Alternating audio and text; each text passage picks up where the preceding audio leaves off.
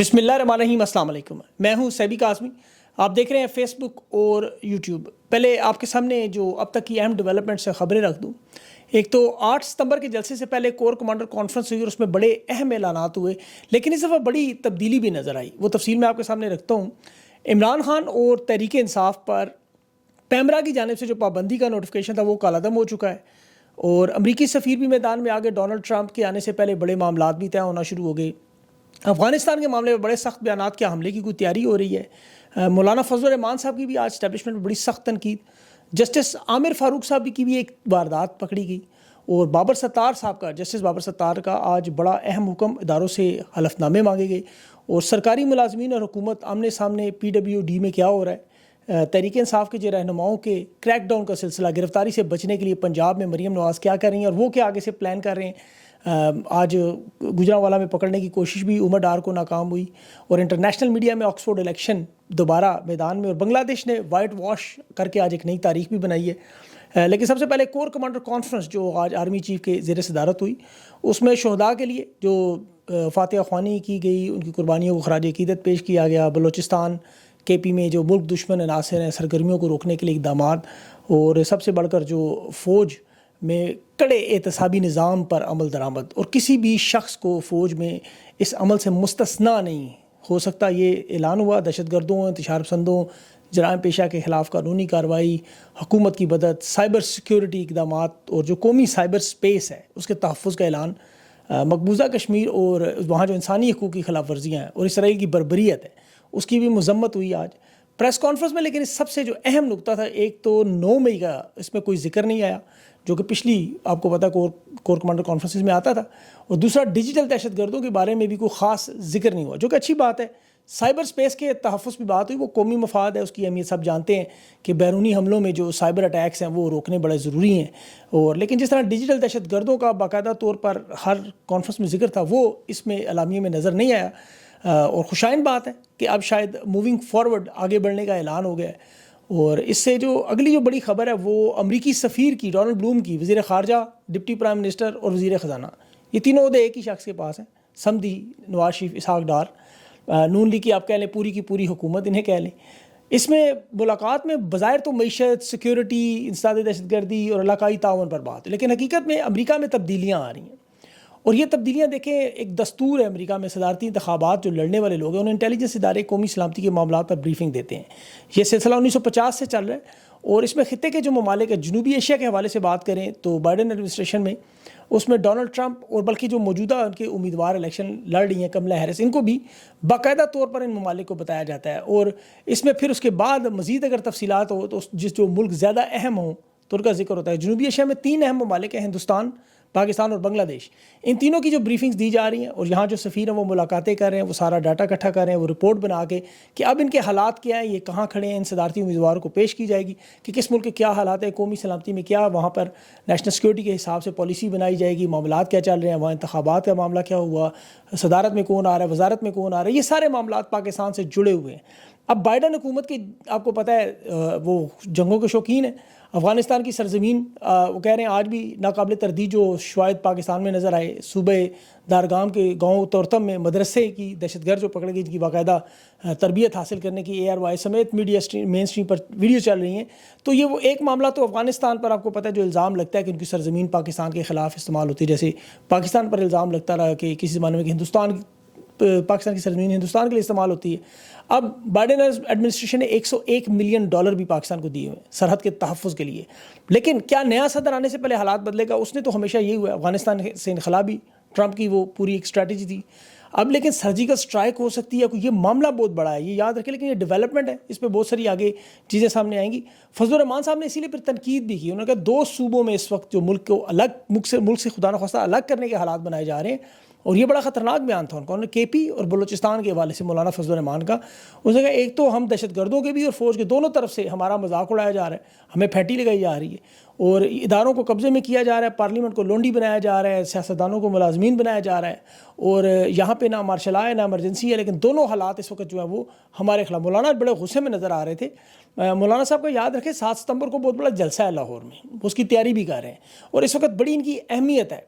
हुकूमत کا وہ ساتھ نہیں دے رہے، اس میں کوئی شک نہیں، لیکن تحریک انصاف کے ساتھ بھی اس طرح نہیں کھڑے ہوئے جس طرح انہیں ہونا چاہیے تھا، جس طرح ایک گرینڈ اپوزیشن بنا کر وہ سامنے آتے، لیکن مولانا اپنی شناخت کے ساتھ چل رہے ہیں، وہ اپنی انڈیپینڈنٹ جو ایک ان کی آئیڈینٹی ہے اسے قائم رکھنا چاہتے ہیں، اور وہ تحریک انصاف کو جہاں تک مجھے لگتا ہے 8 ستمبر کے جلسے کو دیکھ رہے ہیں، اس کے بعد فیصلہ کریں گے، کیونکہ نون لیگ نے تو ہتھیار ڈال دی ہیں، تحریک انصاف سے مذاکرات کی بار بار جو پیشکش ہے وہاں نون لیگ تو بالکل سرنڈر کر چکی ہے، نواز شریف بھی ملنا چاہ رہے ہیں کہ عمران خان سے ملاقات، اور یہ میں آپ کو خبر دے رہا ہوں کہ نواز شریف صاحب کی خواہش ہے عمران خان سے ملاقات کی، اور نواز شریف صاحب کے جو قریبی لوگ ہیں وہ کوشش کر رہے ہیں کہ کسی طرح عمران خان راضی ہوں، گرین سگنل دیں تو نواز شریف وڈیالہ عمران خان سے ملنے بھی جا سکتے ہیں، لیکن انہیں اس وقت سب سے بڑا مسئلہ یہ کہ عمران خان ان سے ملنے پر تیار نہیں، کیونکہ رانا ثناء اللہ کا آج بھی بیان دیکھ لیں، کہتا ہے ہم لوگ تو بار بار مذاکرات کے لیے عمران خان کے پاس جاتے ہیں، پیغام بھیجتے ہیں، وہ آگے سے جواب دیتے ہیں تمہارا پیچھا قبر تک کروں گا، تو اب پہلے ہمیں قبر میں ڈال دیں پھر آ کے ہم سے مذاکرات کریں، ہمیں تو سانس بھی نہیں لینے دیا جا رہا۔ تو مولانا ان کا رانا ثناء اللہ صاحب کا گلہ تھا بڑا، خان نے اگر تھوڑی سی لچک دکھائی تو یقین کریں نواز شریف وڈیالہ جیل کے دروازے کے باہر بیٹھے ہوئے آپ کو نظر آئیں، یہ میری بات آپ یاد رکھیے گا۔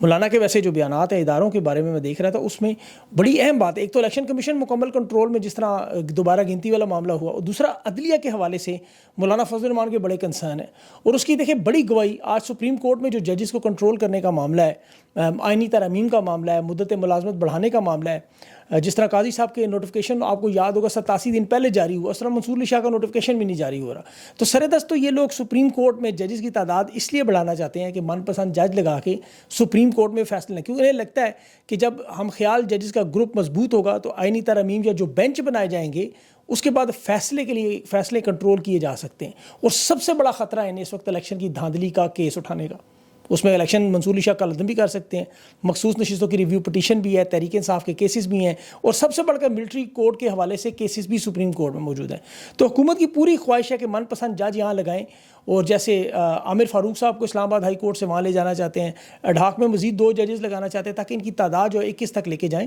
اور اپنی گرفت جو ہے وہ عدلیہ میں مضبوط کی جائے۔ حالانکہ دیکھیں یہاں میں ہندوستان کی دیکھ رہا تھا سارا ڈاٹا کہ وہاں کتنے ججز ہیں، وہ 4 گنا پاکستان سے بڑا ملک، آبادی کے اعتبار سے بھی، باقی معاملات میں بھی 1 ارب سے زیادہ آبادی، اور سپریم کورٹ کے جج کتنے ہیں 34 صرف، ہائی کورٹ میں کتنے ہیں 1200۔ اب آپ اندازہ کریں کہ وہاں 450 جج صرف پرماننٹ ہیں اور 274 ابھی بھی ایڈیشنل جج ہیں، تو وہ سارا نظام چلا رہے ہیں، جبکہ پاکستان کی سپریم کورٹ میں 17 جج موجود ہیں، اور یہ اسے 21 کرنا چاہتے ہیں۔ پیپلز پارٹی کے دور میں سپریم کورٹ نے 29 جج بھی کیے تھے سپریم کورٹ میں، جو بعد میں ہٹائے گئے، تو ان ججز کی بڑھانے سے انصاف کی فراہمی پر کوئی اثر نہیں پڑا، البتہ حکومت کے معاملات ٹھیک ہوئے تھے۔ اب وہی کوشش دوبارہ کہ من پسند فیصلے کروا لیے جائیں، کیونکہ عدلیہ کے حوالے سے بہت سے کیسز وقت سارا معاملہ ہی عدلیہ میں، ابھی خان کا توشہ خانہ کا کیس اختتامی مراحل کی تحت، فی الحال تو وہ 6 ستمبر تک اس کی سماعت ملتوی ہوئی ہے، وہ اینڈ پہ لگا ہوا ہے بالکل۔